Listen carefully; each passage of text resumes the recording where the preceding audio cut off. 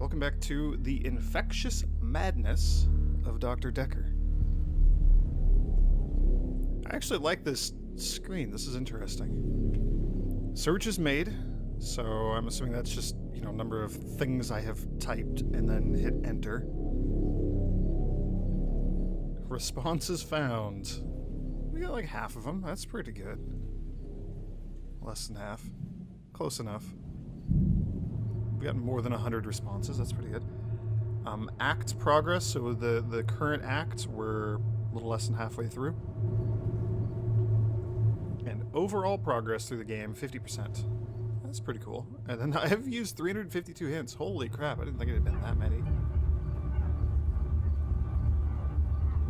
I wonder if clicking the little drop down counts as hints, or if this is only the times I've typed hint, because I don't think I've typed it 352 times. That's a lot.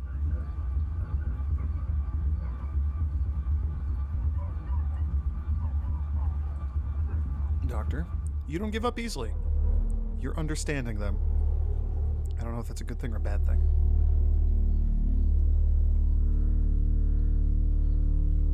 We'll find out. I know the game has several different endings, so I'm kind of curious to see how this is going to shake out for us. With that, let's just dive right back into it. At midnight each day. On Valentine's night. Time as you know it freezes. 20 minutes past 10. Keep up, Doctor. Thinks we're going to smother her in her sleep. I'm a grave digger, Doctor. I was at home. David is my husband. All on my lonesome. Stabbed him with a steak knife. Nothing changes. I'm a qualified angel of death. When I'm dancing, You get this day over and over. Hilda. I black out. I don't think she's got long. And Laurie just... Naked on the beach. Hannah. Is that it for today? David hunts, I can change my skin. then skins. Dr. Dekker dated his patients. I had a hot date. We went out for drinks. I took photos of Jessica. Dr. Dekker did On phone Valentine's Day. and ask me for Nathan's number. There was a girl there. Am I wrong to keep the locket? I'm allowed to talk to her, aren't I? He was preoccupied with finding Photographs. patterns. Rocking chair. I haven't been back to the beach since I had a bit of a shaky loop incident. where I find something I set fire beautiful in the sea. to Hannah's clothes in the garden. I dug the grave. I wish I'd said goodbye. Dr. Dekker cursed me. It didn't weigh enough to have a body in it. Oh man, I love those. I think my favorite out of all of that is Elon saying, "I'm a qualified angel of death." Yep. Speaking of Elon, all right. So I gotta recap where we're at from yesterday.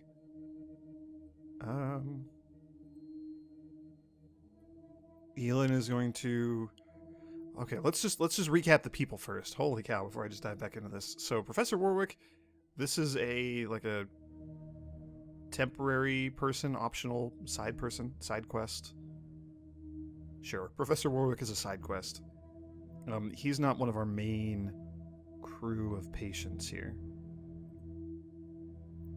I don't know what his deal is. We had a couple of others. The lady who is maybe a shape-shifting Medusa that eats people, or saw it, or I don't know. That whole thing happened. And then there was the girl who works at the art gallery and creates... She talks to paintings. They move and they talk to her and they judge her, and she has issues around that.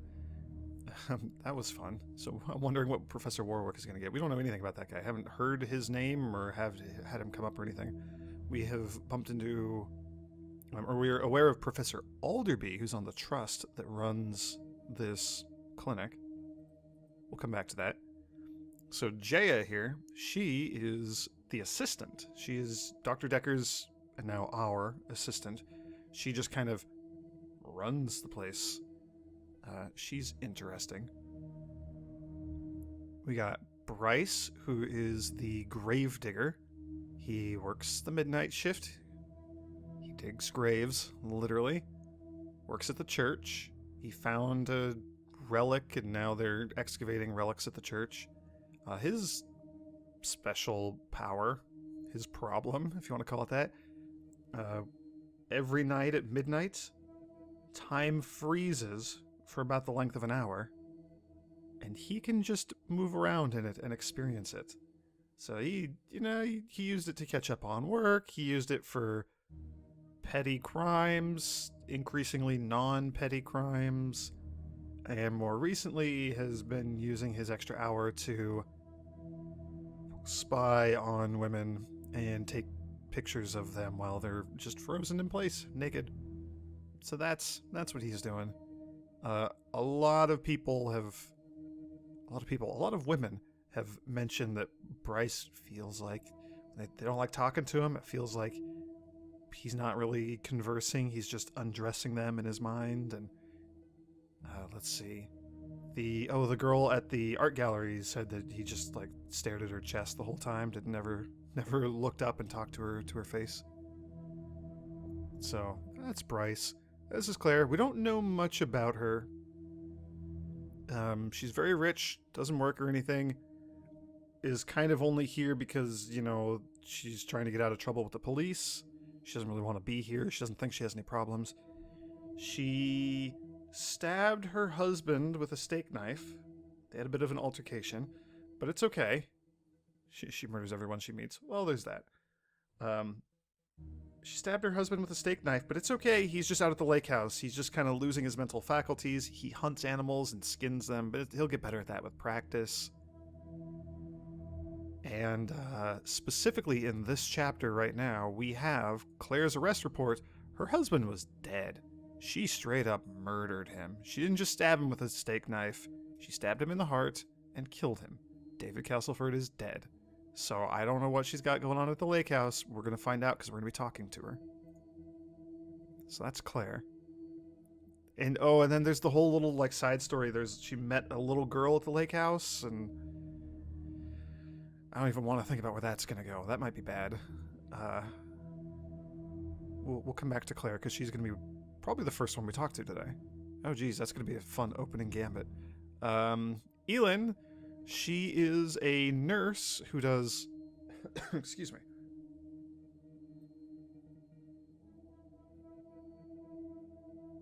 Oh, that cough just came out of nowhere. Elin is a nurse who does like elderly end-of-life care. She believes in herbalism. Her mom is a psychic. Her sister is an empath. And Elin is a shapeshifter. She may or may not be taking her elderly patients off their meds, giving them herbal remedies, and killing them. She may or may not be shapeshifting to look like family members and getting the elderly people to gift her things. Her coworkers think that she's stealing from them and then killing them. So that's Elin. That's great. Mariana, she goes dancing and blacks out. And then when she wakes up, she is naked on the beach. She also, we just found out in this most recent chapter, that she can, like, kiss somebody and, like, charm them and get them to... she can, like, charm people and get them to follow her. They're, like, in a trance. They're, like, silent, and they'll just obey her whims, and it's really creepy and weird. And we're like, oh, are you like a siren? She's like, siren, mermaid. Dr. Dekker said those words too. Ha ha ha. Of course not. So, that's that. Nathan is just like a sad, depressed loser. He murdered his fiancée. He didn't murder her, it was an accident, but there was a car crash. She died. He is super hung up on it. He doesn't change his clothes. He thinks that he gets stuck in repeat days. So he thinks that his days sometimes loop and he'll just get caught repeating the same day over and over again until something very drastic happens to change it. Like witnessing a murder or some other terrible incident or burning his old fiance's stuff is what he's doing now. So there's all that. And then we just found out that he went through his, and she died like years ago, I think, like several years ago. I feel like she died like 5 years ago. Anyway, he just went through and read her diary and found out that she was going to call off the engagement. She had fallen out of love with him before she died. So he started out like, Oh man, the things I would do if I could redo that day, if I could redo the accident day, I would change things and it would be different and all of this would be better and I wouldn't have these problems.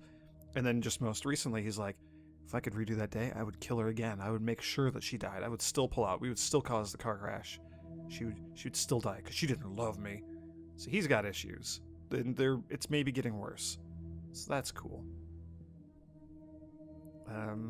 That's the gist of it. We're trying to figure out who has reason and opportunity to murder the former doctor, Dr. Dekker. That's kind of the main like narrative thrust of the game is that's what we're supposed to be doing. We're supposed to be trying to figure out who we think might have been the murderer.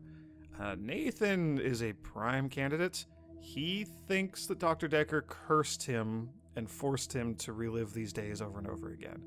He really didn't like Dekker. Bryce also blames Dr. Dekker for giving him powers.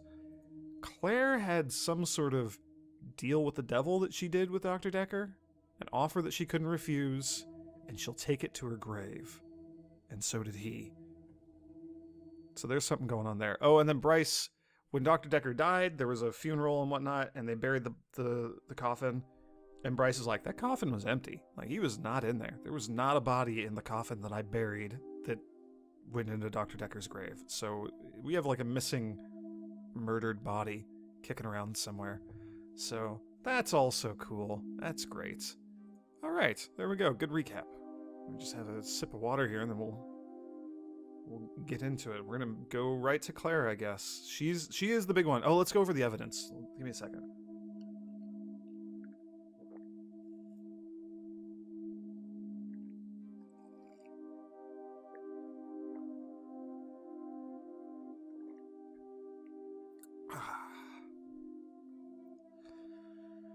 Okay, so we have our notes.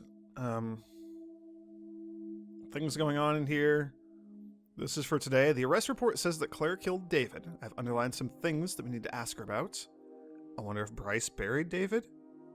Oh, that's a good question.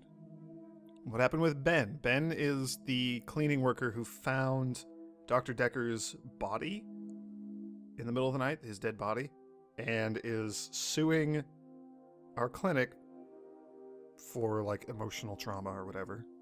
Whatever. I told Jaya just get a lawyer and have him deal with it. We also found out about the murder weapon, so we need to ask people if they have opinions on it. The murder weapon. Was it Nathan who was talking about it? Maybe it was Elon. Somebody was talking about it, how Dr. Dekker would take this sharp, like a little metal spike that you would like stick receipts and stuff on. One of those. And Dr. Dekker would take it. Okay, it was Elon. Okay, thank you, Vincent. Also, hello, Vincent. How are you doing?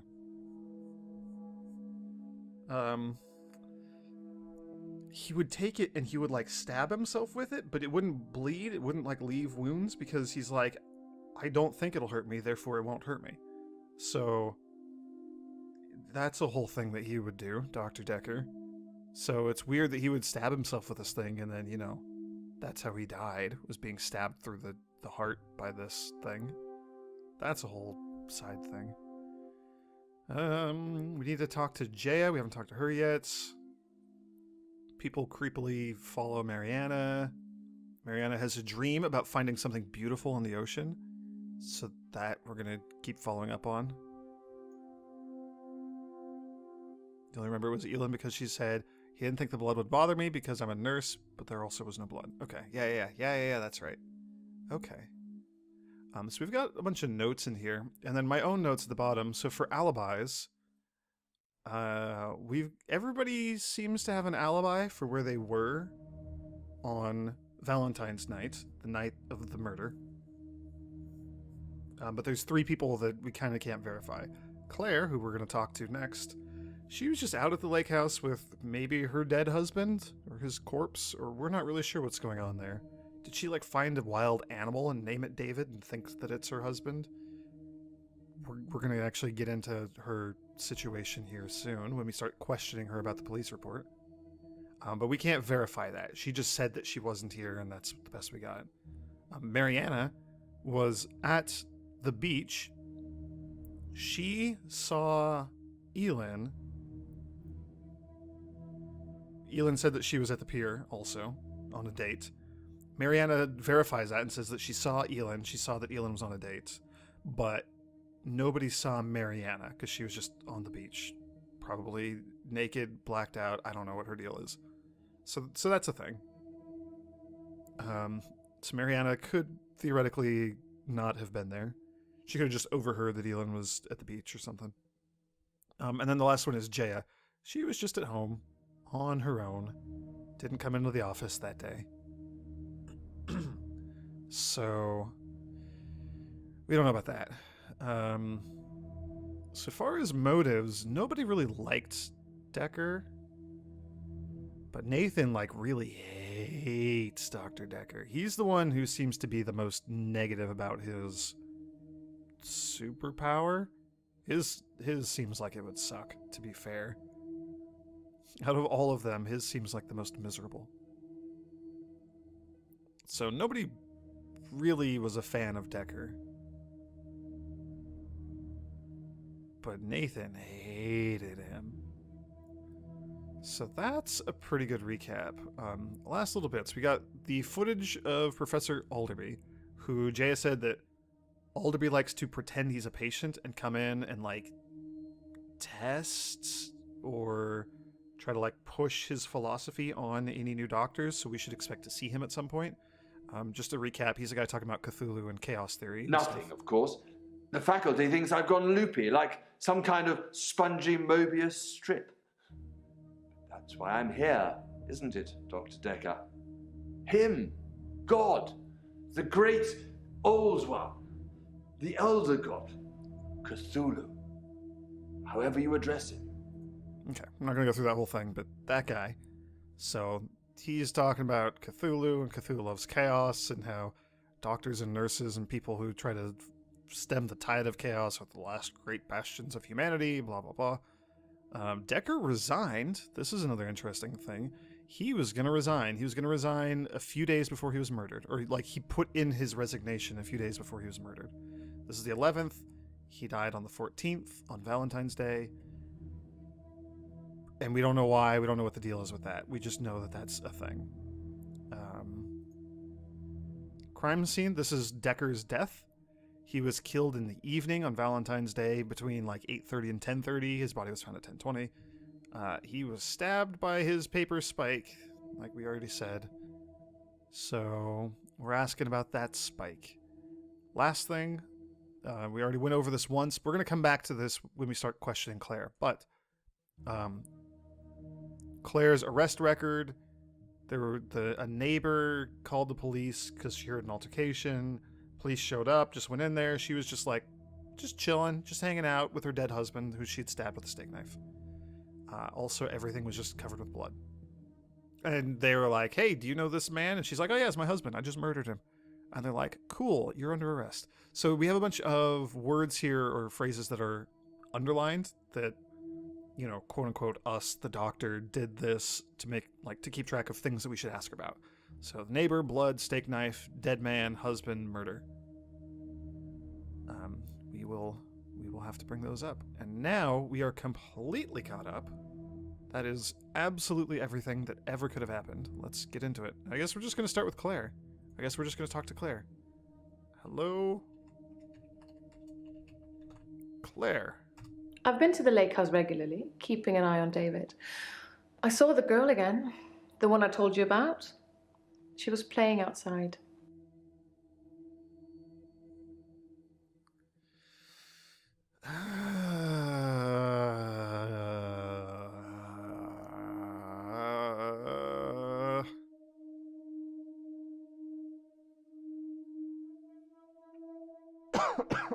Oh my gosh, I'm just coughing up a storm today. Have you seen your arrest report? Let's go with the paper spike. Let's just start with that. It sounds to me as if Dr. Dekker's murder was a spur-of-the-moment thing.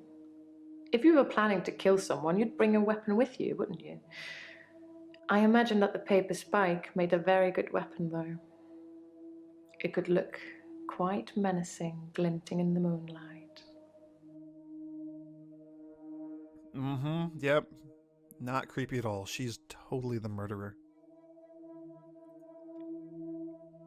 Moonlight, didn't you say your sessions are in the morning? Yeah, like 11 in the morning.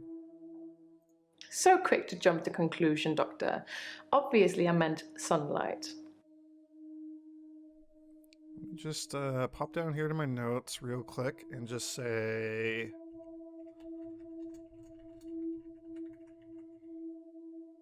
Just leave that there real quick.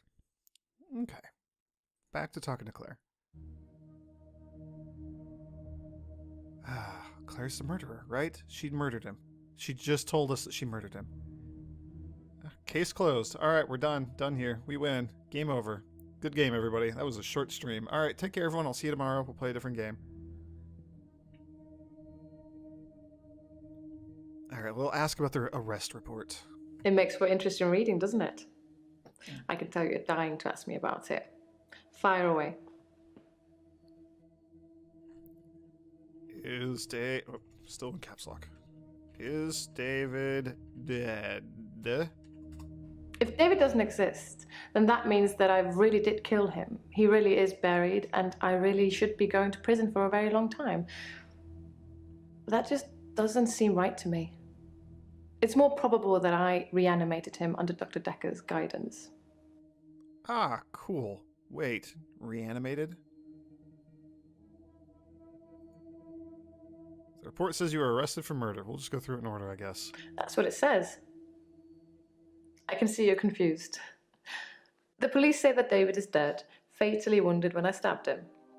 The coroner says that David is dead. Everyone says that David is dead. There was even a funeral. But I know he's alive.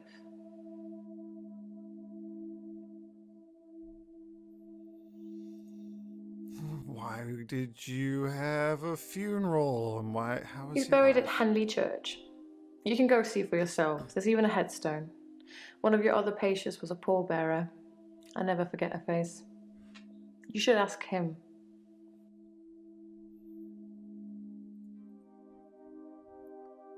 Which patient was it? Bryce was a pallbearer for David.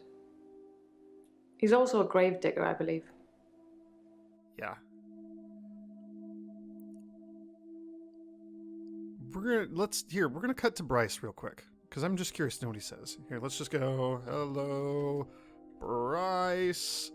He's gonna talk about his problems. Oh no, I'm peeping on more girls when they're naked, blah. But I just want to ask about Claire's dead husband. Hello, Doctor.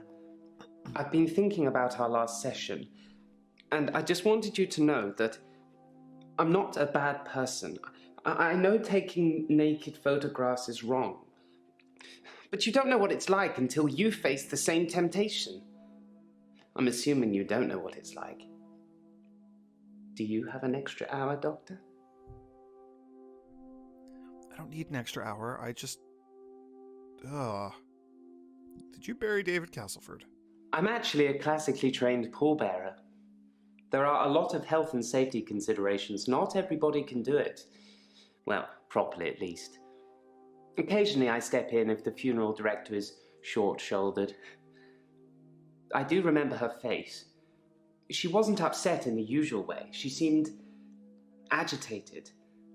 Her husband must have been a giant. The coffin was so heavy. I remember because aft port side sprained his ankle. That and he wasn't lifting correctly. Interesting.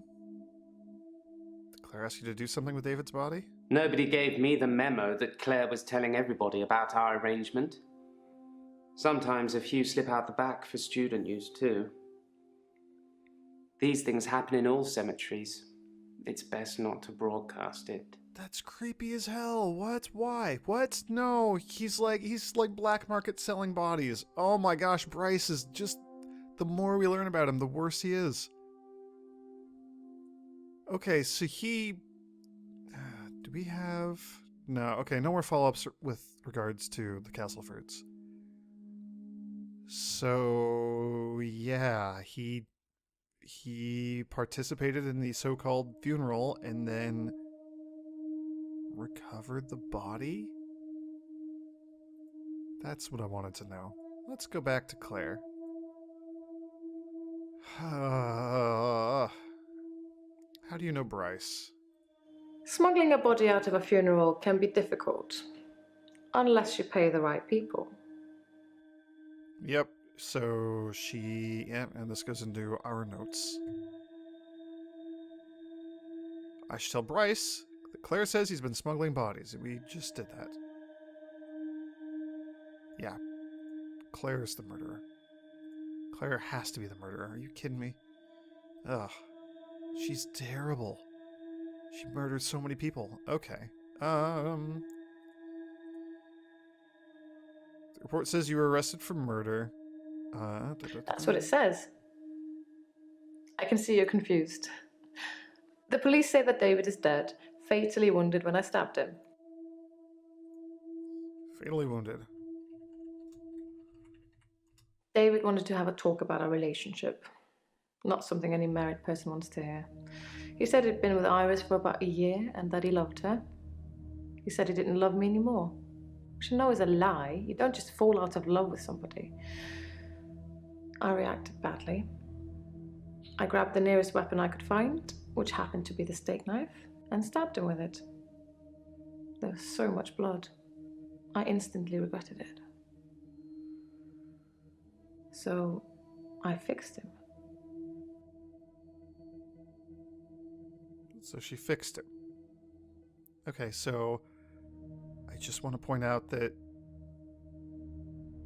when she was meeting with her husband and they had their little altercation, she grabbed the nearest weapon she could find and just stabbed him. And she also, when we were talking about Dr. Dekker, said, "Oh, it seems so weird that somebody would just kill him with the paper spike. It must have just been like a moment of passion where they just grabbed a weapon and stabbed him, and that happened to be it." Oh, Claire, you're the murderer. Okay, you fixed him. How did you fix him? What does that mean? It was about a week later. I brought David back to life. Not with voodoo, not with virginal sacrifice. I just willed it to happen, and it did. Dr. Dekker told me it was possible, but only if you're not buried. He says once you're in the ground, there's no coming back. But until then, you have a chance at resurrection. Really? Yes, resurrection. But now that I've seen the results, I don't think there's anything holy about it. I think reanimation is more an accurate term. Like, I'm an evil necromancer raising things from the dead. All right, there he goes into it. There it is. She's an evil necromancer. She just admitted it.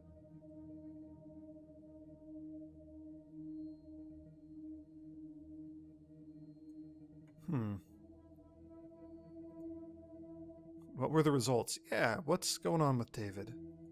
I think his brain was already decaying during the week that he was dead. Important bits. So when I brought him back to life, I didn't heal him completely. Just gave him life in the state he was in. I mean, he's hunting and killing things and trying to roast them on fires he can only light with matches, but that's about it. He's your basic Neanderthal. So I have a problem. Are you gonna murder him again? Is that your problem?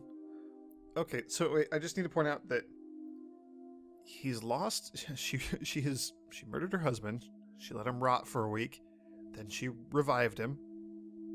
And he's in like a basic Neanderthal state where he is unsupervised at a lake house where there is a small girl living across the lake. And he is lighting fires and killing creatures. Just out there on his own, and everyone's cool with this?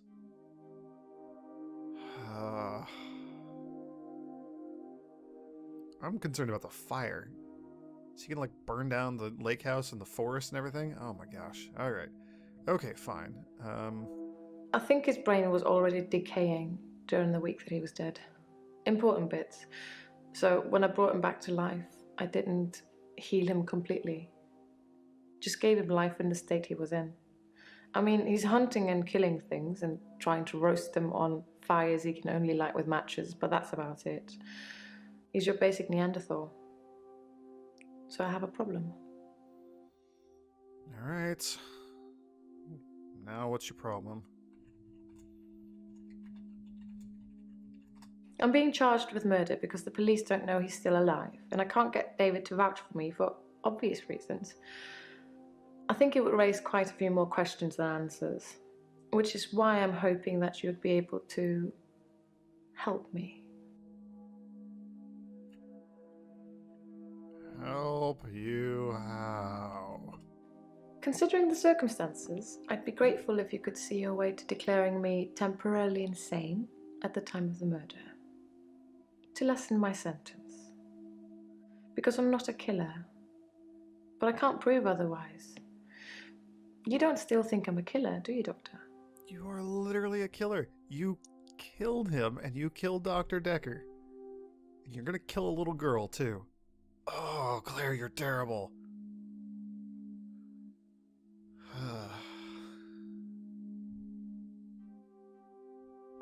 I don't have an answer for this. I mean, yeah, I kind of do think she's a killer. No, you're not a killer. Thank you, Doctor. So then you'll help me? You'll say I was temporarily insane?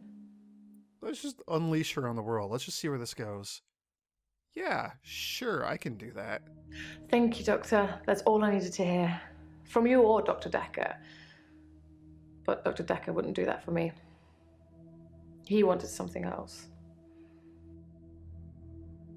Oh, what did Dekker want? Dr. Dekker teased me mercilessly about my alleged ability. He didn't believe I'd reanimated David. Once, he presented me with a dead mouse and commanded me to give it life again. I didn't, of course. It's not something I'd throw around lightly. He changed his mind about me eventually. And then he mentioned the girl. Oh no, why did he change his mind? What about the girl? Oh geez, I don't like where this is going at all. Dr. Dekker asked if I could prove David wasn't dead, so I took him to the lake house. He saw that I was telling the truth. I can take you to see him too, if you like. Would you like to see David, Doctor? Yes, I would like to see David. Very well. In our next session. Really? Okay. What did Dekker say about the girl? He told me he'd locked up a girl in the basement of his house. Oh no. Just for me. And he asked me to reanimate her. It was Iris. I said I couldn't reanimate something that wasn't dead, and he said that wouldn't be a problem. So I agreed. I just played along. I was hoping it wasn't real. I assumed it wasn't real. But he was offering me what I wanted, a temporary insanity diagnosis. Did she kill Iris and resurrect her? What happened? What happened to Iris? What happened to Iris? It didn't happen. Dr. Dekker called me from his house to cancel. He was furious. He said that Iris had escaped and he blamed me for it. He said that I must have set her free after he told me about her. I knew it was all lies anyways. He was obviously titillating himself by reprimanding me. He knew I'd never want to speak to Iris again, so I couldn't prove it either way. Okay, that's orange for Claire. We had to find out about Iris. What? Dr. Dekker kidnapped her? And she was alive. He was going to kill her, or he was going to have Claire kill her and then revive her. What on earth? Dr. Dekker, holy crap, that guy.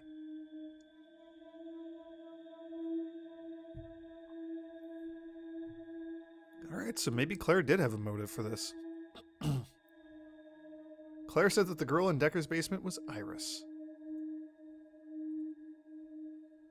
Alright, let's follow up. Let's see if we can Let's see if we can go green here.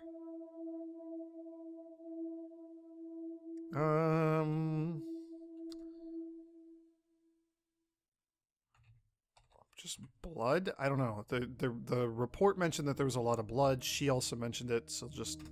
It's a messy business, stabbing someone. Yeah, there we go. You'd imagine that it would be like slicing into a pie with all the filling just slowly oozing out, but it's so much more dramatic, like popping a cork of a bottle of champagne. Blood sprayed everywhere. What a weird analogy. He gets to real asking, who's Iris? Iris is the assistant optometrist that worked with David, Claire's husband, and that's who David was having an affair with. So David was having an affair, and he wanted to, like, maybe get a divorce and go, like, permanently go live with Iris. And then she killed her husband, and then Dekker's like, well, I found Iris. I've got her locked up in my basement. You can kill her. So that's great. That is exactly the one person that would maybe get her to, you know, use her powers. Okay.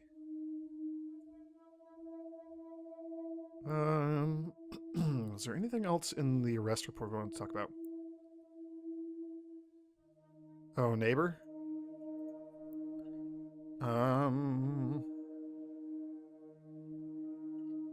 Your...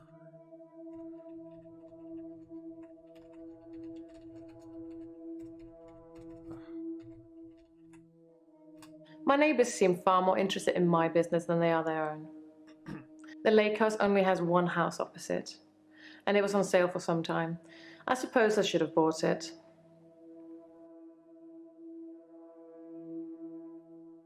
Okay. Wait, did the murder happen at the lake house? Wait.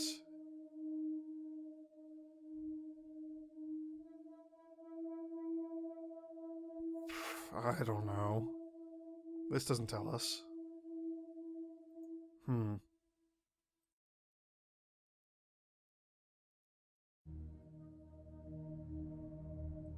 Okay, well...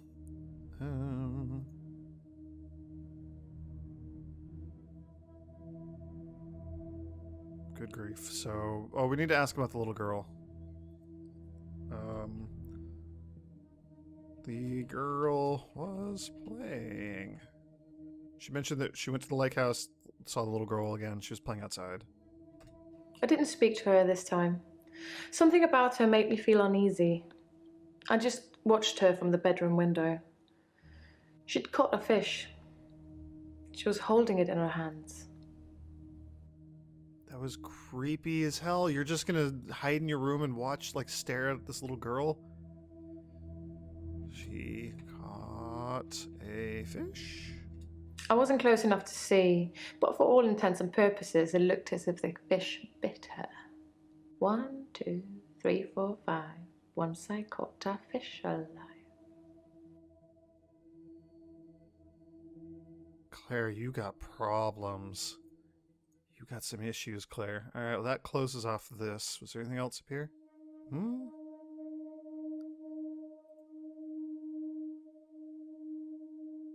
Okay, we got a couple things here. You're lying about never seeing Dekker outside your sessions. Oh. This is another thing that we're gonna lose between yesterday's stream and today. I don't remember any of the details of the stuff that came up yesterday. So if she said that she never saw Dekker outside of sessions, or she only ever talked to him during the sessions, that's gone. I don't know. So luckily we got hints, so alright. Are you lying about never seeing Dekker outside of your sessions because you were talking about him having Iris and all that stuff? How astute, Doctor. Yes, I did say I hadn't seen Dr. Dekker outside of our sessions. That wasn't a lie. Our trip to the lake house was made during a session.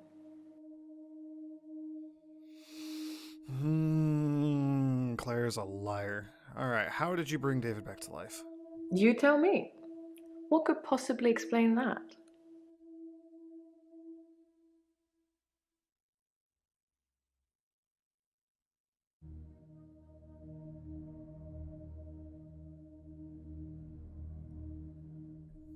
Let's see. What do we got? Alright, something here. There's a follow-up here that we gotta find. David wanted to have a talk about our relationship. Not something any married person wants to hear. He said he'd been with Iris for about a year and that he loved her. He said he didn't love me anymore. Which I know is a lie. You don't just fall out of love with somebody. I reacted badly. I grabbed the nearest weapon I could find, which happened to be the steak knife, and stabbed him with it. There was so much blood. I instantly regretted it. So I fixed him. Why did you regret it? That's not relevant here. Nope. Just kidding. That's irrelevant. Oh, man. I don't even know. What else we got? Oh, she mentioned less resurrection, more like reanimation. David was dazed and confused when I brought him back to life, as you'd expect. He was scared. He didn't want me to go near him at first, which is understandable, as I did kill him. But I didn't really succeed in bringing him back. He wasn't a big talker before, but even monosyllabic words were more than what he seemed able to give me. Yeah, why wait a week to fix? Try asking me something. Why wait to... See, I'm worried if we use the word resurrect, it's the question we've already asked. Why didn't you fix him right away? Why did you have a funeral?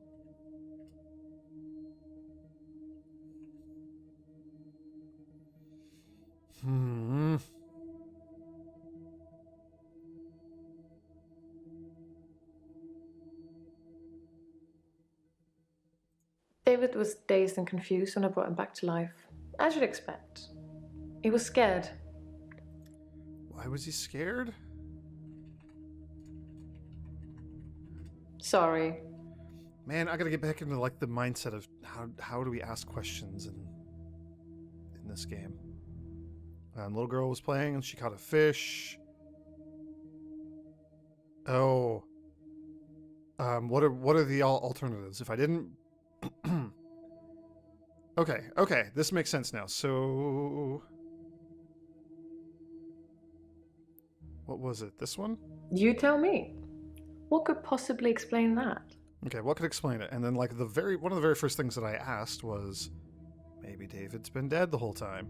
If David doesn't exist, then that means that I really did kill him. He really is buried, and I really should be going to prison for... So we're coming up with answers to that question. So that thing that I asked way earlier was a response to this. So maybe David's not human. Since I brought him back, I felt that there was something different about him, something not quite right. I think it's his brain. But how ludicrous that you can bring someone back in the first place. It's like that book, Pet Cemetery. Funnily enough, he does smell of earth, but that's because he spends most of his time out hunting. Does she view him as like a pet? Also, Stephen King reference in here. Alright, cool. Maybe you're seeing his ghost. Ooh, spooky. I assure you, David is not a ghost. I've touched him. Maybe he's a ghost that you can touch. Ooh. Okay.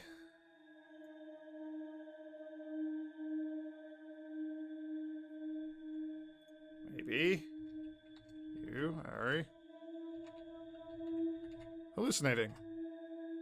Nope, David is actually dead. Okay.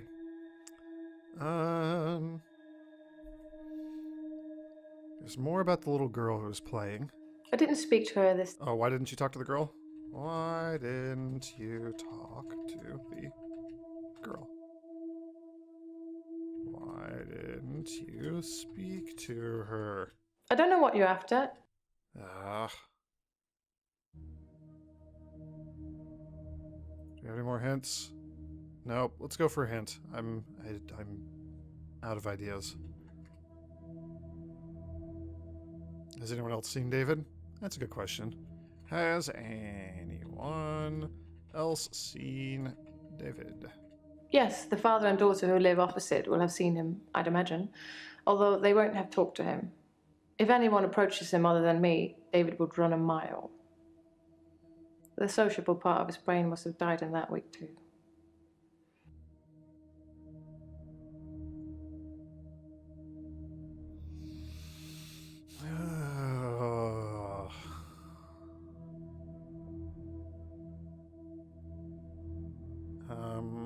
There was Dr. Dekker and Iris. There's something else here. Dr. Dekker asked if I could prove David wasn't dead, so I took him to the lake house. He saw that I was telling the truth. I can take you to see him too, if you like. Would you like to see David, Doctor? When did you take Dekker to the lake house?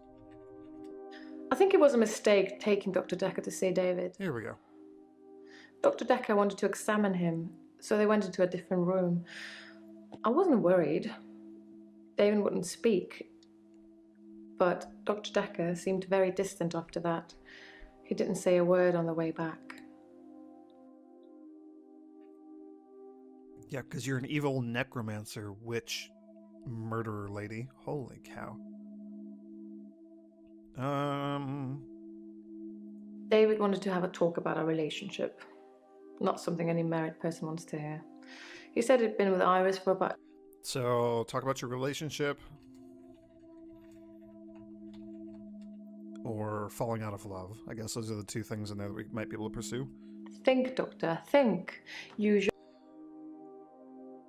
Yes, people can fall out of love. I don't know. Okay, so we've got something in there. We've got something in here. Dr. Dekker asked if I could prove... Proving that David wasn't dead. Oh, man. I think it was a mistake. I have no idea. Alright, fine. Hint. Maybe David survived your attack. Perhaps. Perhaps I missed his vital organs. Perhaps by some strange freak of nature, he only appeared dead for a week and needed no food or water. Though there was an autopsy, so it's not likely. I think he was definitely dead. I'm not a killer, but I stabbed my husband and he was definitely dead. Super, super dead. I didn't speak to her this time. Something about her made me feel uneasy. I just watched her from the bedroom window. Oh, the bedroom window, I guess?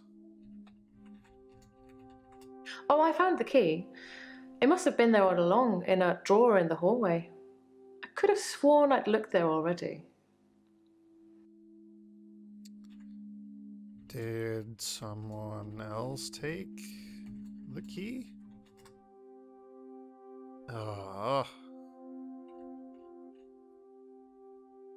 Who else knew about the spare key? Nope. Come on, there's something here. There's something here. Oh, I found the key. It must have been there all along, in a drawer in the hallway. I could have sworn I'd looked there already.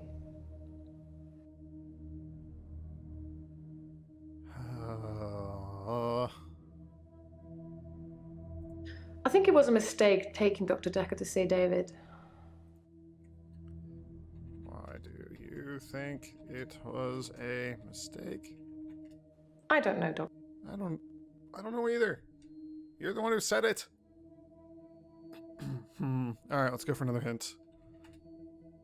Is David a zombie? There we go. Is David a zombie? Yes, he did come back to life, but he's not a zombie. Sounds like a zombie. He looks like he always did. Just his mind is encumbered. There's no way back. Sounds like a zombie to me. That sounds exactly like a zombie. Yeah, I feel like somebody took the key. I feel like somebody took the key and got in. Oh, I found the key. It must have been there all along, in a drawer in the hallway. Drawer in the hallway. You don't have to analyze everything I say, Doctor. Sometimes a hallway is just a hallway. And yes, before you ask, the same goes for the drawer. Hey, neat. We solved it. Yay. Woohoo. I'm the best. Sure. Yeah, did Dekker take the key? I feel like somebody... Maybe the little girl? Maybe David took the key? Whoa. Alright, there's got... just... hint. Nope, unavailable. She thinks it was a mistake. I think it was a mistake taking Dr. Dekker to see David. There's something here. Dr. Dekker wanted to examine him, so they went into a different room.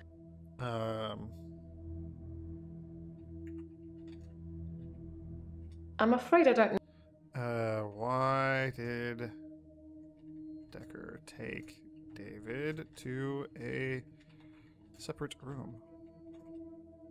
Nope. I will go for a hint. Why the steak knife? She already said that it was just the closest thing at hand. The steak knife was the closest, sharpest weapon I could lay my hands on. See? I didn't really have much time to think about it. See?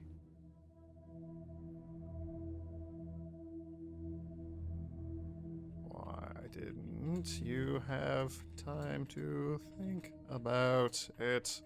I'm getting tired of all these questions. I'm getting tired of everything.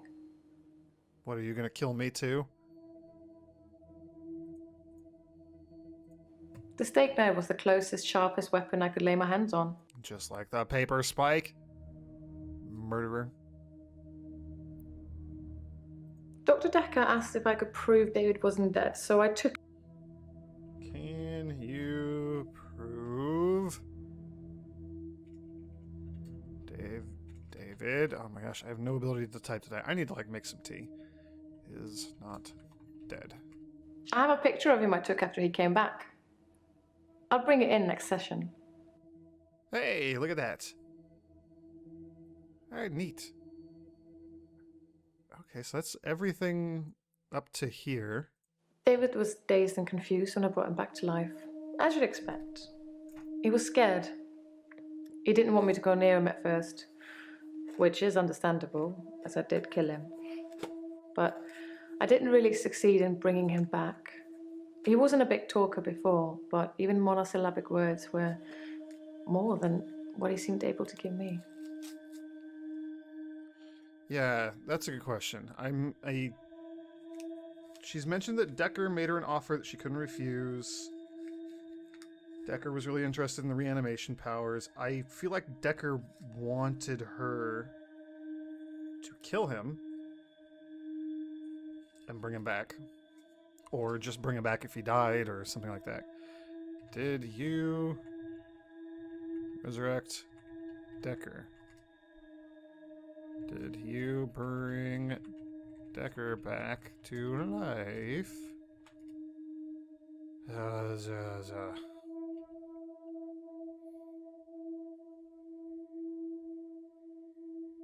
It won't let me ask those. David was dazed and confused when I brought him back to life. As you'd expect. He was scared. Hint me. Oh yeah, what happened to Iris? What happened to Iris? I thought we were done with that. Okay, so there's more about Iris, but we're gonna have to get it from another patient. That's what this is telling me. Interesting. Maybe we go have a chat with either Jaya or Bryce and see if they know anything. It said other patients. Probably Bryce. Did Bryce free Iris? Let's put Claire on hold. Let's go back to Bryce. They seem pretty connected in this particular chapter. So we'll do that. We'll be back, Claire. You just hang tight. I don't even remember what we said. Oh, right. Judgment. Oh, geez. Bryce, you're a terrible person. He asked if we have an extra hour. I would love an extra hour. No, I don't have an extra hour like you do, Bryce. Thank God for that. There's someone else in my hour. A hooded figure. Watching me and following me. I followed it too. Oh, geez, Bryce, your story just gets worse and worse and worse the more we talk to you. Oh, man. Hooded figure. I don't know who it is. My initial thought was that it was you. That I told you about my affliction and somehow you'd got it too. Now I think maybe it's the military or some organization that wants to use the hour themselves. Maybe it's Dr. Dekker risen from the dead. Ooh, bingo. I need to talk to you about him. Hell yes. All right, now we're getting somewhere.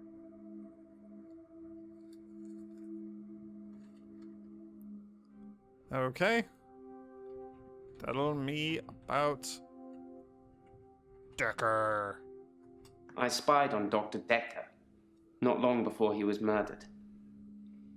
I'm not sure I should tell you what I saw in his basement.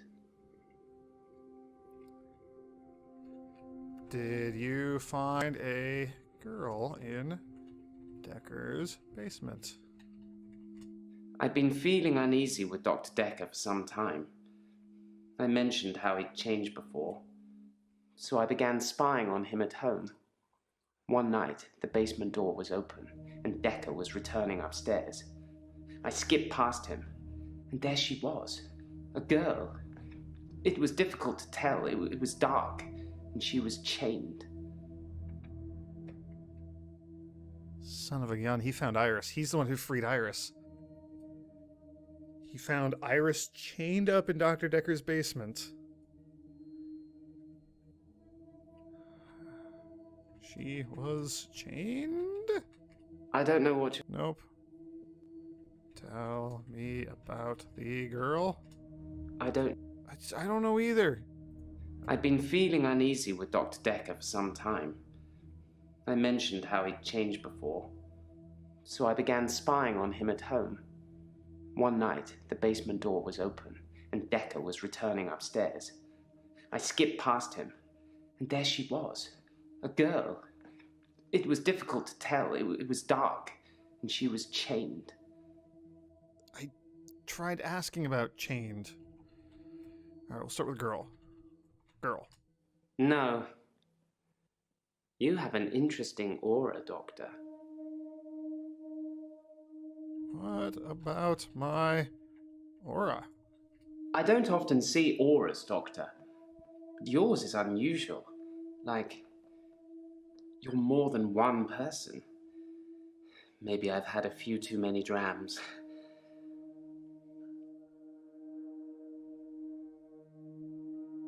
Man, I'm so easily distracted by those weird little side conversations. Okay, well, I'm more than one person. Nathan, I think, also saw somebody hovering over my shoulder. Nathan was like, you got like a family member or somebody behind you or something. I don't even know. Or was it Bryce? Maybe it was Bryce. Maybe Bryce is just seeing people behind me or around me. I don't even freaking know. All right. Tell me about the girl. Chained girl. Okay, I have to use both of those words. What'd you do with the chained girl? I removed the chains, dressed her, and sat her in the police station. There's no evidence, though. No evidence of what he'd done. But she was free. I saved her. I'm not evil. I destroyed evil.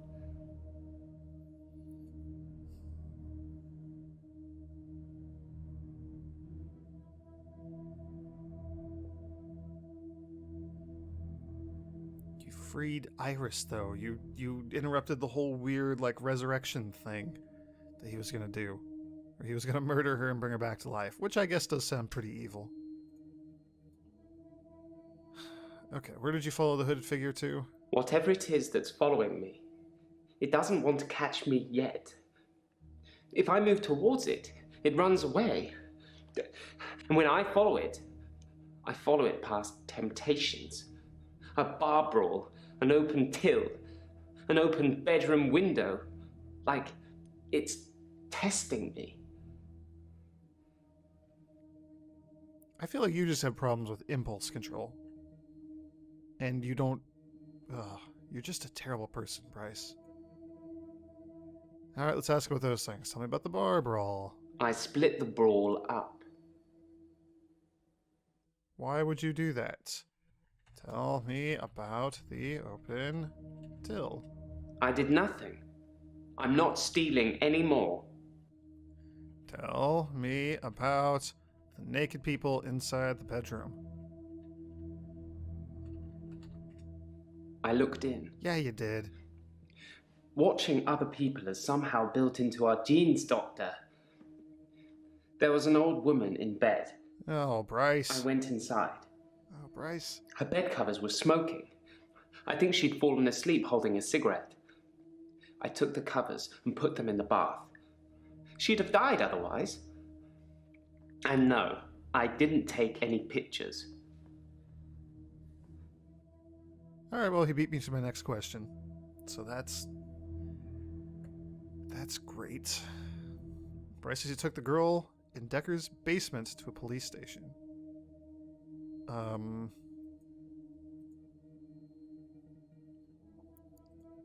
Who was the girl? No. What police station? Don't know. Grey Wolf, what's going on? How are you doing? Welcome back. Good timing. We're questioning Bryce about his creepy nonsense he's doing. Oh, why is the military chasing you? Why do you think the military is after you? I'm surprised I haven't been approached earlier. I mean, my skills in the military. Special ops would be a breeze, wouldn't it? Waltz in past everyone during the midnight hour, get whatever you want, and return to friendly soil. It also makes me think that they might already know all of that, and that they want to get rid of me in case I tell anyone else. Would you do something for me if they get me? Oh, jeez. What do you want me to do? You want me to burn all of your creepy naked pictures that you're taking of people?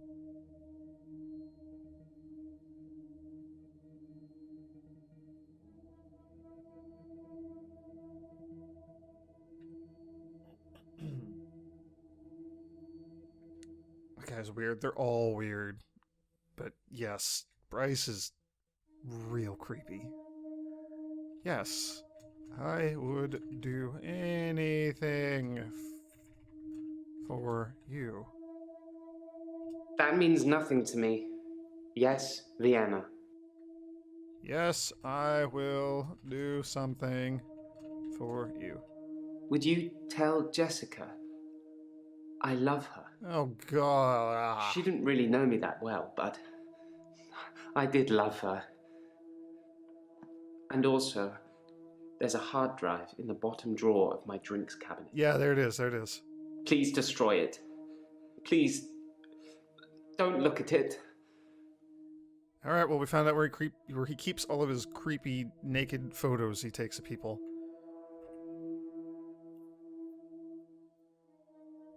Oh, Bryce, we gotta... Oh, man. You need help. You should see a psychiatrist, Bryce. Oh, it's funny because he's stuck talking to me. Okay. Okay, so we found out that he took...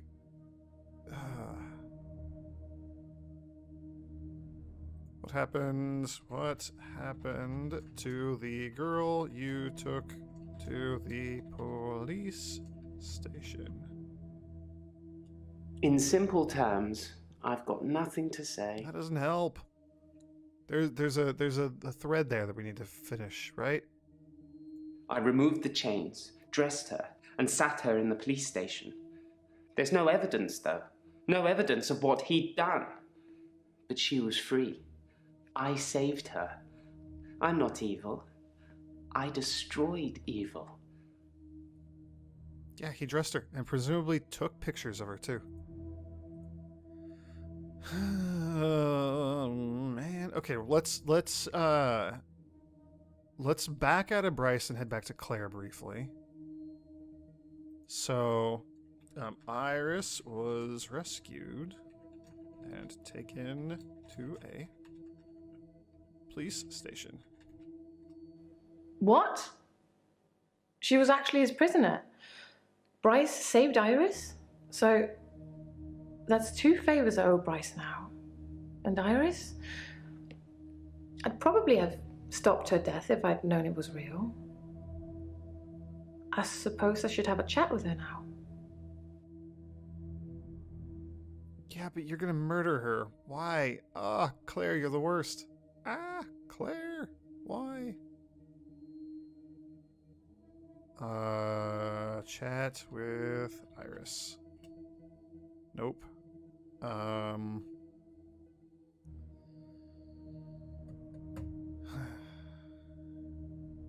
So, yeah, to recap for Grey Wolf, for anybody else, for myself to help me figure out what's going on here. Claire's husband was having an affair with Iris, his assistant optometrist. Claire found out about this, got angry. Turns out David was like, I'm no longer in love with you. We should see other people. I'm already seeing one. Peace out, Claire. And so she killed him. Like, killed. Arrested, dead body, autopsy, the funeral, the whole thing. But she paid off Bryce to smuggle the body out and not bury it, so that she could use magic powers that she got from Dr. Dekker to resurrect her dead husband. But his brain had rotted over all that time, and now he's like a weird zombie who's just being left unsupervised out in the wilderness in this lake house, where he's like hunting small animals and roasting them over fires that he's building himself with no other mental faculties. So that's great. Dr. Dekker found out about the resurrection. Witten saw David, was like, oh, this is interesting, and got like really weird about it, and was trying to push Claire to use her powers again so that he could see it. He like brought her a dead mouse and was like, can you resurrect this? And she's like, hell no. And finally he's like, okay, here's what we can do. Claire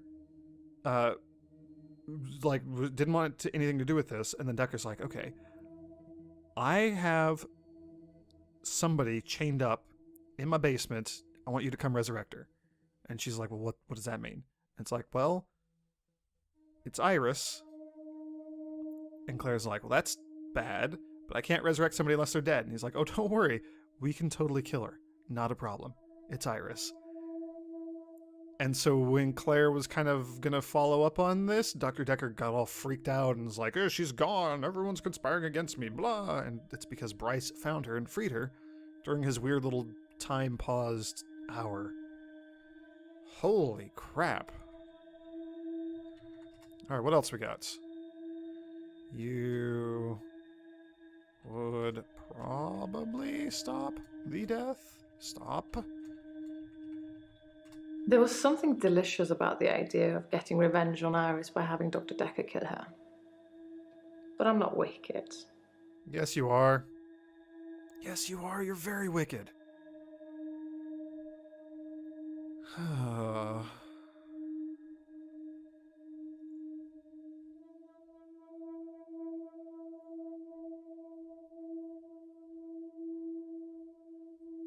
Man. All right, we got to finish up Claire. So we've got the reanimated angle to follow. Dekker at the lake house and the steak knife. David was dazed and confused when I brought him back to life, as you'd expect. He was scared, He didn't want me to go near him at first, which is understandable, as I did kill him. But I didn't really succeed in bringing him back. He wasn't a big talker before, but even monosyllabic words were more than what he seemed able to give me. I don't even know what to ask about in there.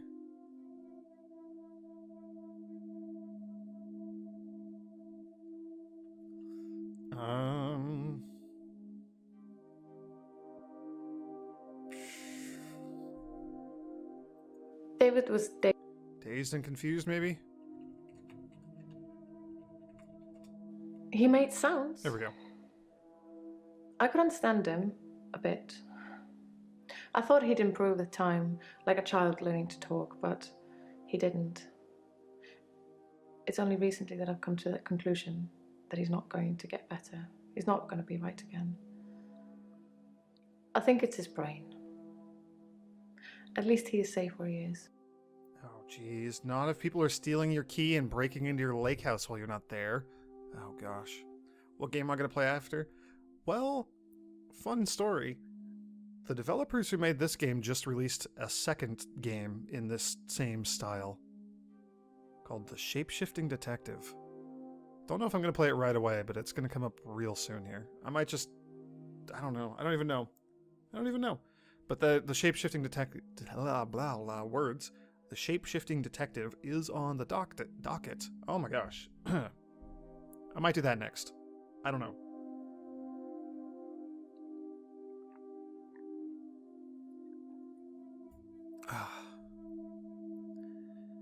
Water.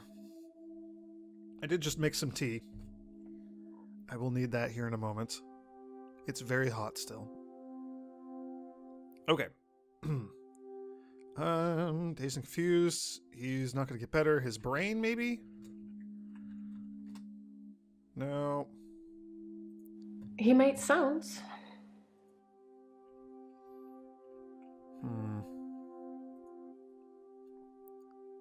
Man. Give me a hint, game. Where is David safe at? At the lake house. He doesn't move from there. Oh, jeez. Oh, no. For good reason. Oh, jeez. Why the lake house? At the lake house. Why doesn't he move from there? I'm sorry, Your Honor. What I meant to say is that David never leaves the vicinity of the lake house. I think his hunting would be severely restricted by trying to do it from the kitchen window. Yeah, he's killing things and lighting fires, and there's a little girl out there. Why the lake house? Sorry. Why is David at the lake house? At the lake house. He doesn't move from there. For good reason. For good reason? David shouldn't be alive, so he can't just stroll around the neighborhood. It's unseemly. I did think he'd be able to rejoin society at some point, but not anymore. He's getting worse, not better. Are you gonna kill him again? Rejoin society? Think, Doctor, think. Oh, come on. David shouldn't be alive, so he can't just stroll around the neighborhood. It's unseemly. I did think he'd be able to rejoin society at some point, but... Getting worse. I don't know what you're after. How is David getting worse? I don't know, Doctor. You should know. You're the one who said it. You swear that I drink more tea than you and you're British? Am I part British by chance? No. My body is like 80% made of caffeine. And I despise coffee. I hate coffee. It's like just the most disgusting thing on the planet. So, tea. Tea or like energy drinks. And tea is healthier, so I go for that whenever I can. Alright, game, give me a hint. Hint me. Did David talk to Dekker? Oh, we know that they went into a room together.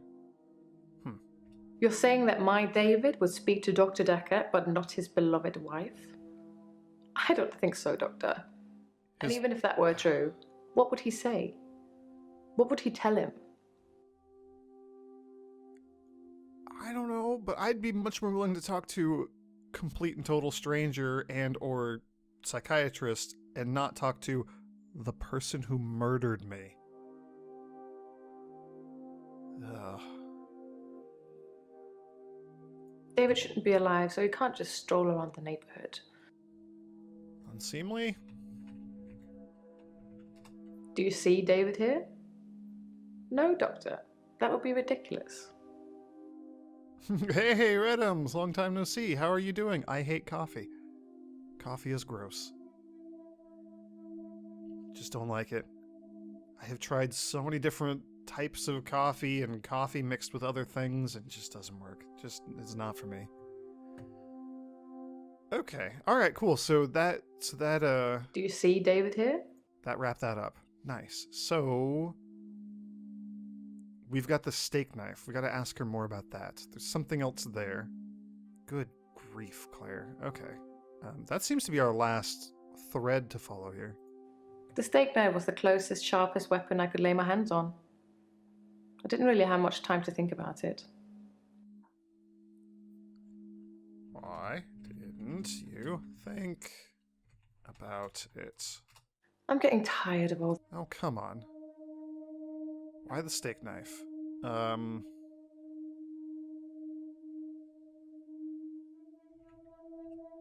Hit me. I just tried to ask that! Game! Why didn't you have much time to think about it?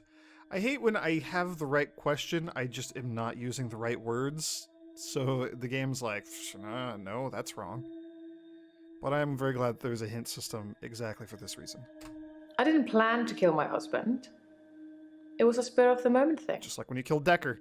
What is it with men and affairs? Is that why they have a shorter average lifespan?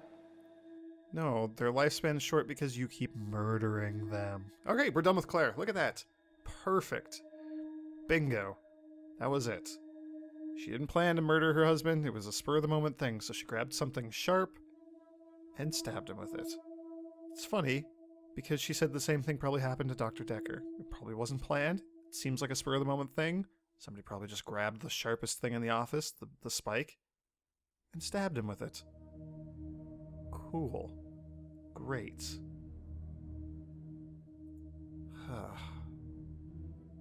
Alright, cool. Let's go back to Bryce and see what his dealio is. So, Bryce... he gets his extra... at midnight, time freezes. He gets an extra hour where he is up and moving around and can do stuff while everyone else is frozen. And then, after an hour of that, it just continues on for midnight. And he was used to pull pranks, he used to do petty thefts and larger thefts, and he's moved up in the world to spying on women and undressing them and taking pictures. He's terrible. He's a terrible person. And now he says there's a hooded figure that he's been seeing that is also moving around in his magic hour. And he's like, is it the military? What do they want with me?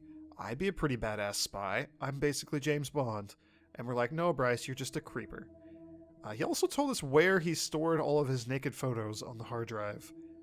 And if the military comes for him, he wants us to burn the hard drive. Bryce, you should just burn it now and stop doing this. Okay. Oh, there actually is a follow-up thread on David Castleford now. I'm actually a classically trained pallbearer. There are a lot of health and safety considerations. Not everybody can do it. Well, properly at least. Occasionally I step in if the funeral director is short-shouldered. I do remember her face. She wasn't upset in the usual way. She seemed agitated. Her husband must have been a giant. The coffin was so heavy. I remember because aft port side sprained his ankle. That and he wasn't lifting correctly. She seemed agitated. I've nothing interesting. Why was the coffin heavy? Common or garden rocks. It's actually quite handy sometimes having an archaeological dig going on next door. Although I'd rather there wasn't. So he swapped out the body and filled the coffin with rocks. We'll follow up on that. The chained girl. The girl was Iris. The girl who was chained in the basement. Her name is Iris. There we go. How do you know that? Not that it means anything. She wouldn't remember me anyway. Oh, you met Time Iris. was frozen. Oh, you did because you freed her.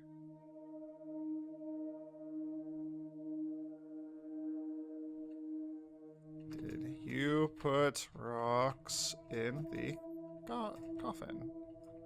Is that supposed to... Was David dead? In simple terms... We don't have anything else in our notes here. No.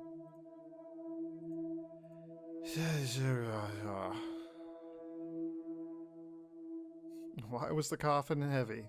It was full of dead weight.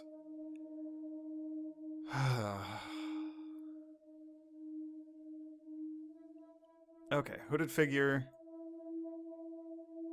What else we got here? Oh, the paper spike. Yeah, let's just ask about that.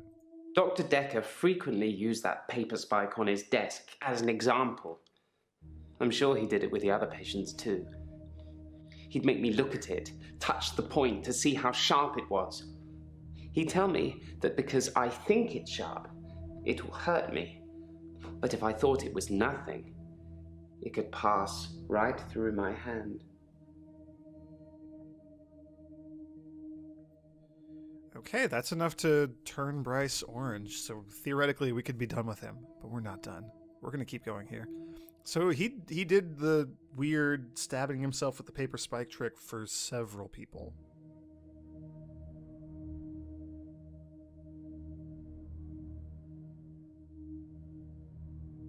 Interesting.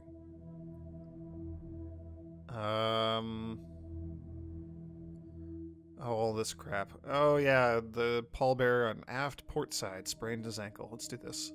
I find using nautical terms to describe the position of pallbearers fitting. Plus, most of them are 3 sheets to the wind. You know, drunk. Yes, I do know. Drunk. Why is he so coy about booze, but he's just like, I'm just taking pictures of naked women all over the place, spying on him, being a creeper. Dude, Bryce.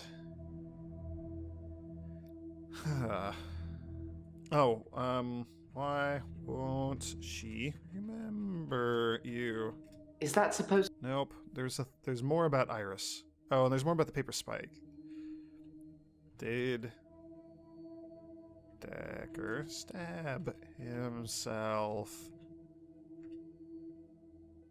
Nope, that's that.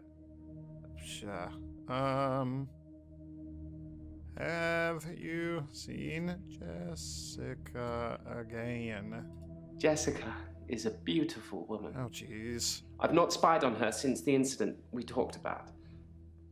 I have real feelings for her, Doctor. We've never connected.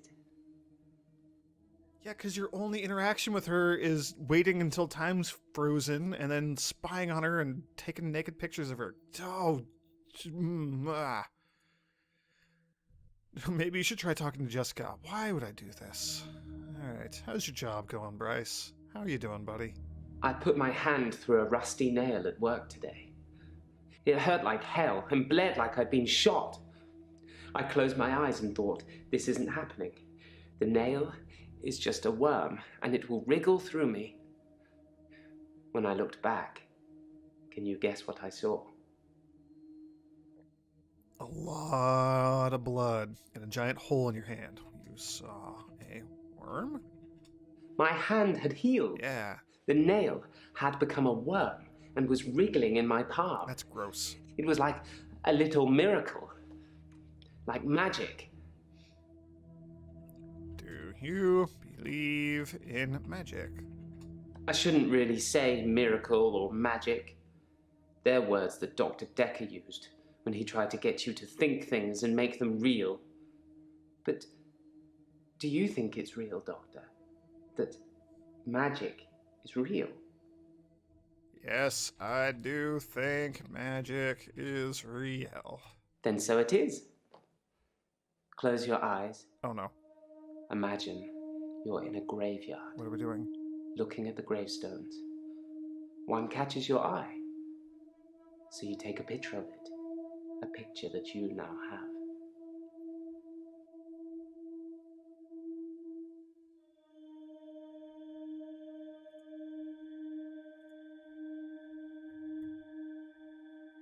What? What? What? What?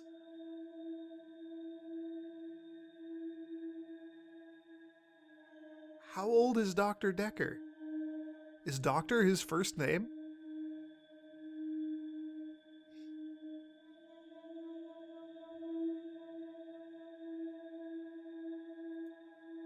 Alright, cool. We just magicked a picture of Dr. Dekker's gravestone into our inventory. Okay.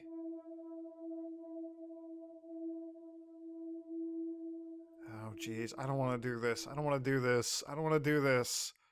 You should talk to Jessica like a normal human would. Thank you, Doctor. Thank you. It's nice you think I'm capable of such basic interaction with females. But I'm still in awe of her, really. I will think about it, though. I mean, you could also start by just not referring to them as females. They're humans. Why doesn't anyone know his first name? That's a great question. I actually like that. It's just like a weird, tiny little thing, but, you know. Dr. Dekker is how he signed his resignation letter. And the crime scene report, title Doctor, first name blank, last name Dekker. Alright.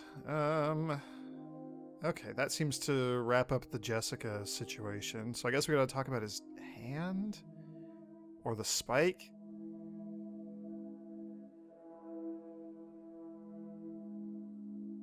An iris. Oh yeah, what did you see when you looked at your hand? We already asked this, didn't we?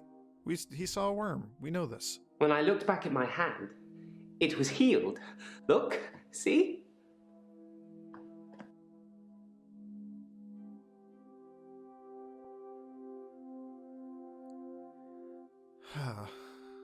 I spied on Dr. Dekker, not long before he was murdered. I'm not sure I should tell you what I saw in his basement. Why? You're not sure if you should tell me. No. Why did you spy on Dekker? I didn't need an extra hour to There we go. realize Dr. Dekker was strange. Bryce gives off potential modern-day Jack the Ripper vibes. He doesn't seem... He seems too, like, squeamish and cowardly and kind of small-time thinker to murder people. At least on purpose. That's kind of the vibe that I get from him, but who knows? He also seems like he's just kind of pretty far off the deep end. Also, it gets too real. I don't know if I said hello to you. Hello. Welcome to the stream. How are you doing? Happy Monday.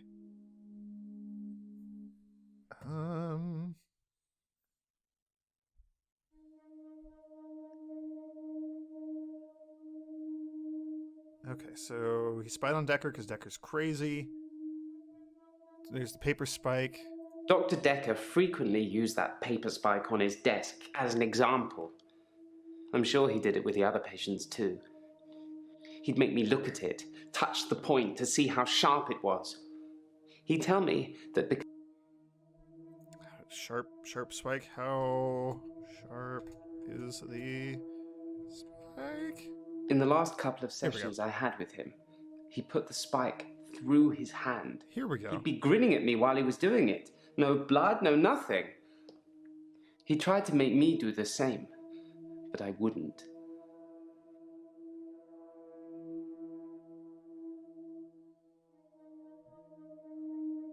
That's fine. You guys don't have to say hi. I just like saying hi. Okay. All right. So he did do the stab his hand with the spike thing to Bryce. So he's done that to Bryce and Elin for sure that we know of. There's still more about Dekker, but that's the end of it about the spike. Okay, so there's more to follow up on with Iris here. The girl who was chained in the basement, her name is Iris.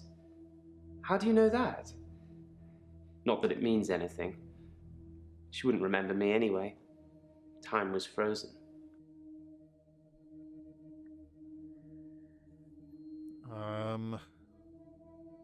Dekker was gonna murder Iris? I don't know. I don't even know what to say. Alright, hit time. Hit me up, game. Hint. Why was there no evidence of the girl? That's a good question. Why was there no evidence? He mentioned that in his other one where he was talking about rescuing the girl and taking her to the police station because he is good, he is not evil. Bryce is a good person, according to Bryce. And Bryce alone. Holy crap. No, I didn't feel lustful, Doctor. I was angry. If I had taken pictures, there would at least been some evidence. A sicker man would have taken pictures and saved the day. Bryce, you're a sicko.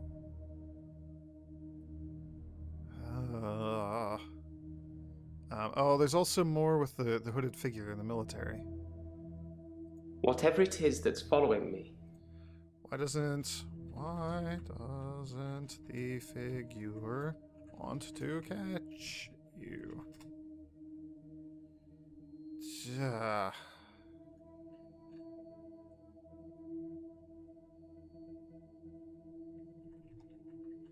Temptations? I don't know. Nope. There's something there. Whatever it is that's following me, it doesn't want to catch me yet. If I move towards it, it runs away. And when I follow it past temptations. A bar brawl, an open till, an open bedroom window. Like it's testing me. Testing you? I think that I'm becoming a good person, Doctor. Oh, Bryce. I'm ashamed of some of the things I've done, but I'm getting better. The hooded figure, it's testing my morals. Judging me. For what? I don't know. Bryce. You're not a good person. Oh, alright. That's kind of the end of that train of thought, right? Oh, there's more about the hooded figure. I don't know who it is. My initial thought was that it was you.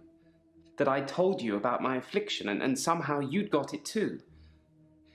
Now I think maybe it's the military or some organization that wants to use the hour themselves. Maybe it's Dr. Dekker risen from the dead. I need to talk to you about him. Risen from the dead, maybe?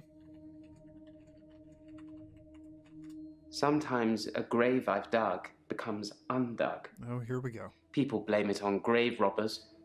Maybe. Maybe not. Maybe the grave was undug from the inside out, not the outside in. Only a gravedigger would know.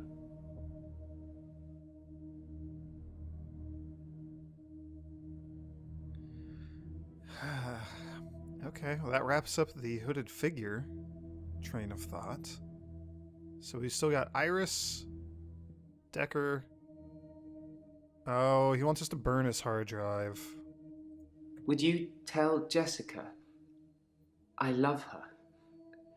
She didn't really know me that well, but I did love her.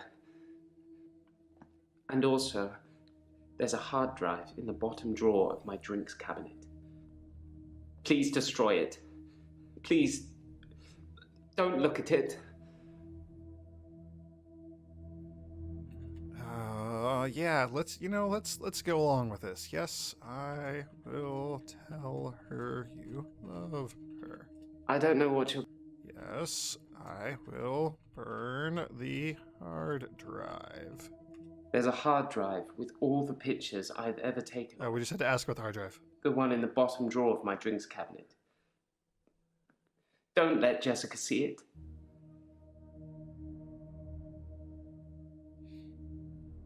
Okay. Okay, alright, bingo. That's the end of that. What did you do with the chained girl? The chained girl was Iris, and also tell me more about Dekker. That's, there's a follow-up point with Iris that we need to get at. I'm just gonna go for a hint here. Ooh, have you been spying on me? I never spied on you at midnight. But if you start acting strangely, maybe I will. Oh, I feel like we just put an idea into his head. Who else have you spied on? Nope. Alright, so there's one more thing with the chained girl. There's more about Iris. I removed the chains, dressed her, and sat her in the police station. There's no evidence, though. No evidence of what he'd done. But she was free. I saved her. I'm not evil. I destroyed evil. You saved her. Don't know. Bryce. Bryce, you gotta work with me here. The girl who was chained in the basement. Her name is Iris. How do you know that? Not that it means anything. She wouldn't remember me anyway. Time was frozen.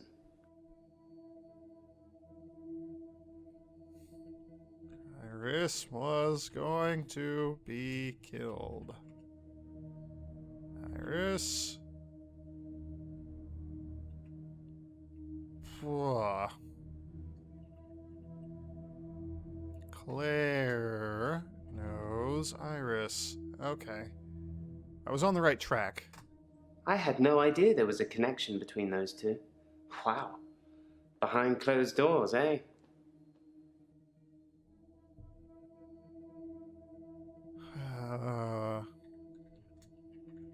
Police station. I've nothing. There's something here. There's something here. I removed the chains. How did you remove the chains? That means nothing to me. You dressed her? I've nothing. Duh.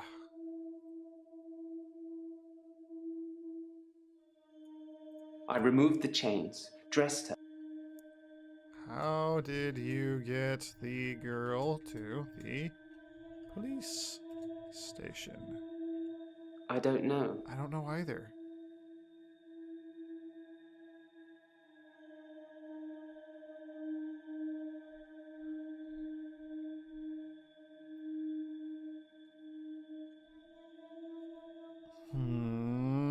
What did he dress her with? Where were the girl's clothes? Don't know.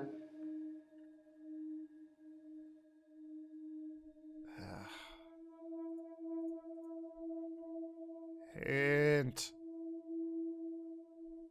Oh, he destroyed evil. Oh, you think Dr. Dekker was evil? Do you think Dekker was pure evil? I believe that Dr. Dekker was a truly evil man, and so should you. I know you record these sessions, Doctor. I'm not going to be filmed saying I wanted him dead. But I did, and so should you. And Doctor, if I wanted to kill anyone, I'd do it in the midnight hour, wouldn't I? And when was Dekker murdered? Unless you know, people would expect you to kill him in the midnight hour, so you kill him at a different time to throw the police off your trail. Also, you're just crazy. You're just insane. Let's go down here to my notes. Bryce. Thanks. Dekker was evil.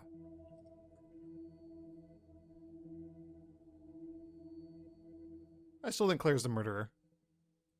For sure. But, you know, Bryce. Although Bryce was at the art exhibit, so he kind of has an alibi. Okay, what were we saying? I believe that Dr. Dekker was a truly evil man. Why do you think he was evil?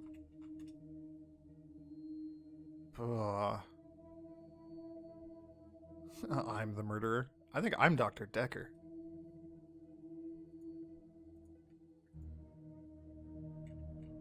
I believe that Dr. Dekker was a truly evil man, and so should you. I know you record these sessions, Doctor. I'm not going to be filmed saying I wanted him dead. Why did you want him dead? I don't know what you're getting. You killed him. Murderer. Is that supposed to mean something? No, it doesn't mean anything. How?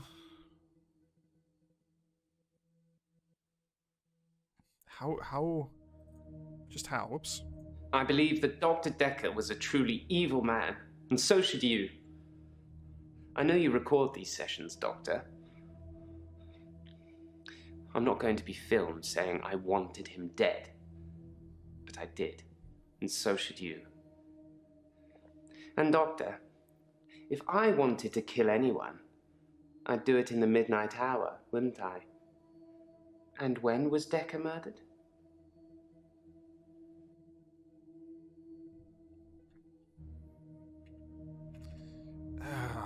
Hint.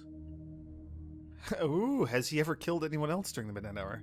Have you killed anyone during the hour? No, I've never killed anyone. Liar.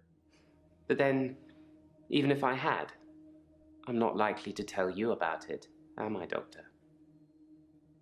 He's killed people. He's a murderer. All right, there we go. We're done with Bryce. Bryce is green. Holy crap. Whew, that was a doozy. How does he know what time Dekker was killed? I imagine everyone has heard by now. I don't think we've been keeping it a secret. Because we're being sued by the guy that found the body. That seems like kind of a big deal. Alright, let's we'll skip Jaya. We'll come back to Jaya. We'll do her last. But let's hit Professor Warwick right now. We have no idea who this guy is. He's just a rando one-off visitor. He's just a dude just hanging out. Hello, Prof. Professor Warwick, I'm a physicist. Where's Dr. Dekker? I am Dr. Dekker. Dekker is dead. Is he really? Actually dead? Not a worthy adversary after all, then? He's the murderer. Oh my gosh, Professor Warwick murdered him. Adversary? Dr. Dekker challenged me. He tried to use my theories against me. Quantum theories. Alright, sure, quantum theories. Do you really want to know? Dekker's eyes used to glaze over whenever we talked about that. He didn't believe in quantum physics. As if it's something that you can optionally believe in. Well, It started with an experiment. Alright, fine. Tell me of this experiment. Have you heard of quantum suicide? Oh, Zinson, you were so close. No. What? No. I have not heard of quantum suicide. Quantum suicide is a thought experiment that tries to explain the many worlds theory. Oh, here we go. You're looking at me blankly. I can see that you don't understand. I knew you wouldn't. Alternate universes. Essentially, if I were to shoot myself, then in some alternate universe, I'd still be alive. Now imagine if I could actually choose that universe. I'm taking a product off a supermarket shelf. Well, I simply applied that logic to something different.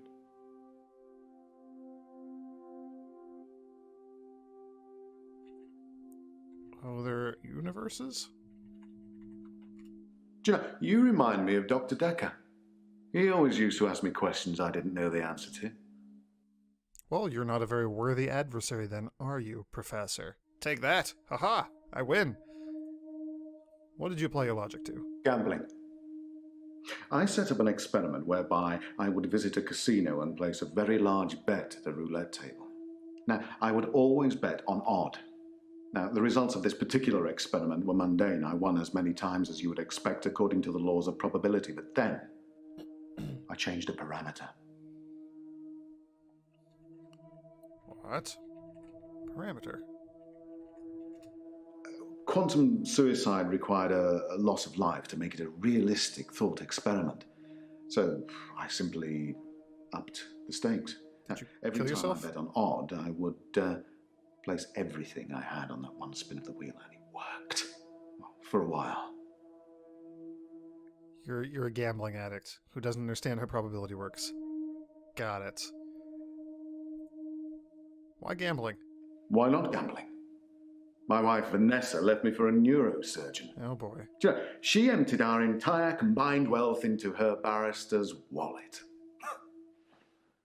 I needed more money. Physics provided me with a solution. Oh man. Did you get kicked out of the casino? Did you get arrested for cheating? All right, let's follow the experiment train of thought first. Why did the experiment stop working? Dr. Dekker killed it, and I can't get it back. Maybe he was a worthy adversary after all. Haha. How did Dekker kill it? Well, my theory, quantum gambling. If the stakes are high enough, you will win every time by simply shifting your consciousness into that branch that wins. It's tricky, but it can be done. Dr. Dekker didn't like that. He saw me becoming rich and powerful, and he hated that. That's why he proffered the hangman's paradox. What is the paradox? Well, imagine a judge sentences you to death. Now, it will be Monday or Tuesday next week, but it will be a surprise. Well, which day do you think you'll be executed? I choose Monday. Well, Monday does seem likely, yes.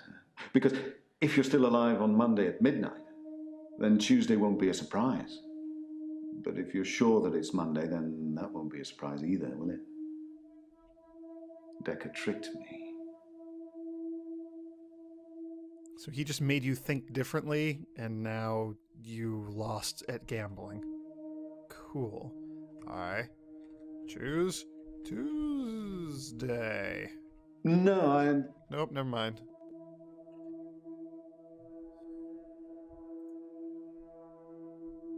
Why did Dekker hate you becoming rich and powerful? We'll come back to that. How did he trick you? He told me that sometime in the future I would lose a bet, that I would lose all of my money. Now, this didn't seem likely because I had quantum gambling on my side and it was working. But he unnerved me. He made me doubt myself. And then it happened. Recently, I lost everything that I'd managed to build up since Vanessa left me. Maybe you shouldn't have been gambling literally everything you owned on every spin of the roulette wheel. But, you know, I mean, just... sure. Since it seems like making people think differently is kind of Dekker's jam. It's technically what a therapist is supposed to do, but, you know, in a better, more helpful, healthy way. Yeah, less of the weird, like, mind-altering, you have secret Cthulhu powers, welcome to my cult sort of way. Yeah. Yeah, but he also was like... I don't know, I get the vibe that Dekker was doing a lot of this for himself, for personal gain. He wanted to develop his own powers or something. I don't know. We're getting there though. We're getting to the heart of this. All right.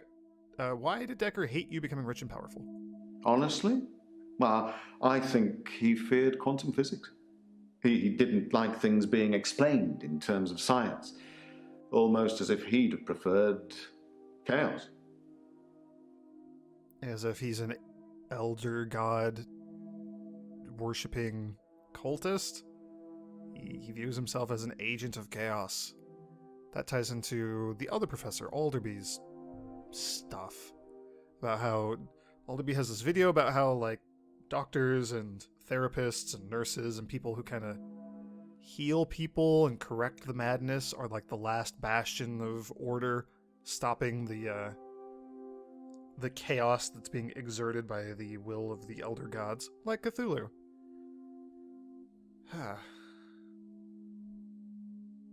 Seems to you like he already had the powers, just like sowing the seeds of chaos by manipulating other people with their powers. I feel like he's giving people powers, or maybe picking people that have powers or something. I don't know. He was obsessed with finding the patterns in the patients that were referred here. He never chose any of them. They were all referred by the board, the trust. And the trust is obsessed with Cthulhu. Yeah, maybe they're running a secret, like, chaos-causing cult. Alright, tell me about your wife, buddy. Oh, yeah, he's drinking, like, a scotch or something. Nice. Cool. Tell me about your wife. We were married for 14 years, 7 months, and 3 days. Vanessa couldn't have children. At least that's what she told me. She grounded me in reality. I'm not complaining. It's probably what I needed. But part of me always thought that one day I'd achieve immortality through science and we'd be... It wasn't to be, though. Funny that you're trying to achieve immortality through science. Your rival, Dr. Dekker, appears to have achieved immortality through magic. So that's cool. I assume we're going to follow up on immortality? No? Does it bother you that you couldn't have kids? Well, yes, it bothered me, especially now that I find out that she's pregnant. Oh, no, it wasn't a rocket scientist that was required, but a brain surgeon, it seems. I have considered putting that neurosurgeon onto his darkest timeline. But I'm not a killer, it would seem. Cool, there's just a whole lot of murder with everyone here. What were you doing on Valentine's night? I was at a fundraiser for a charity called Mind Stretch Outreach. Don't know how I got roped into that, I can't remember. But it was full of very clever children with bizarre outlooks on life. And Jaya. It was Jaya who asked me to go. Oh no. Jaya's a cultist. She's the mastermind. Jaya's pulling all the strings. It's her. Mind Stretch Outreach. That is Dr. Dekker's... like... his... charity promoting gifted kids and turning them into weird little... other people... Man, who was doing that? Words. Deep breath. Whew.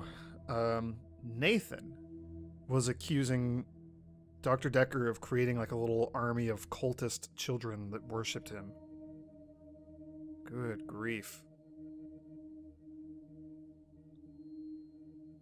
Alright. Mind Stretch Outreach. How well do you know Jaya? Yeah, we'll go with the Mind Stretch first. It's full of poor kids with very capable minds. I did give them a talk on quantum tunneling once, and they loved it.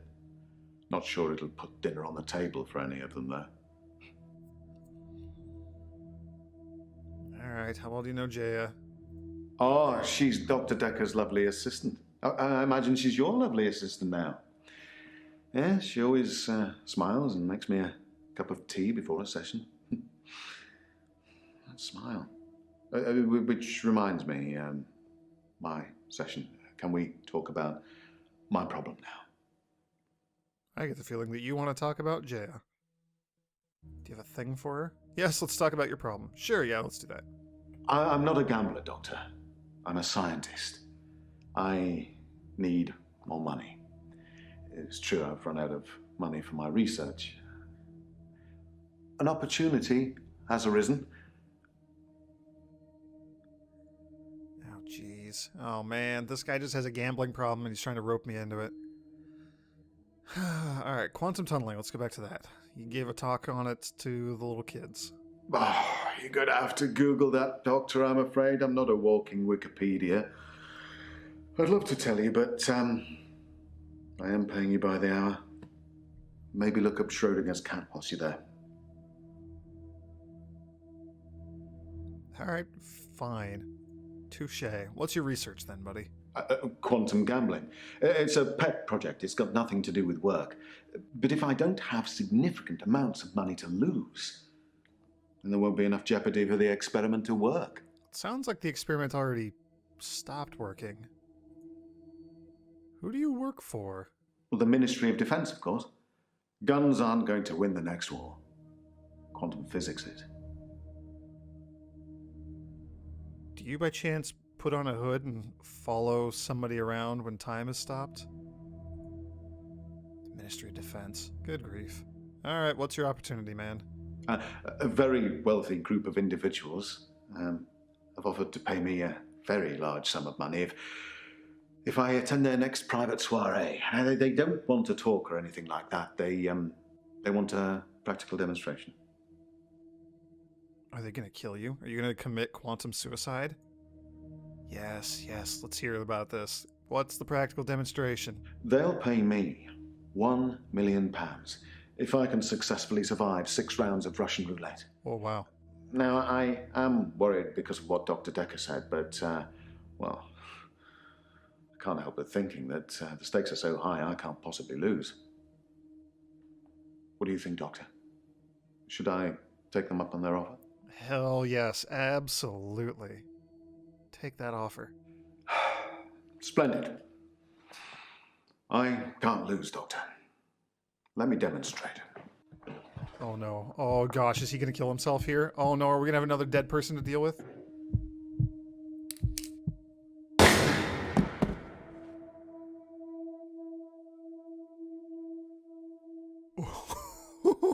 Oh no. Oh no. Did we just kill him? Or, I mean, did he just kill himself? Oh no, what just happened? He's gone. I don't feel good about that. Huh. Well. I'm the worst therapist ever. You told me to poison a dude, but like, I listened. Yeah, but I just, well, I feel not super great about that. Let's just let that one sit for a minute.